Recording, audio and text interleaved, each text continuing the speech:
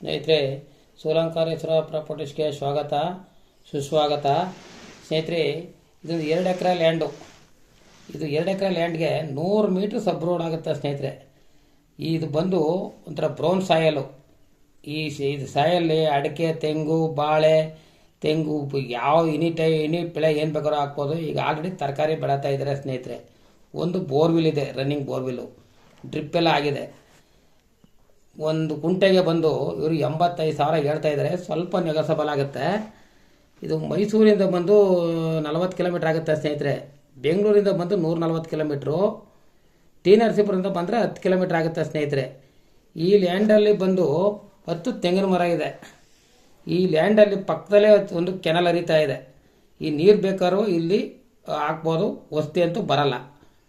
ನಿಮ್ಗೆ ಇಷ್ಟವಾದವ್ರು ಇದ್ದರೆ ಸ್ನೇಹಿತರೆ, ಕಾಂಟ್ಯಾಕ್ಟ್ ನಂಬರ್ ಹಾಕಿರ್ತೀನಿ, ಫೋನ್ ಮಾಡಿ.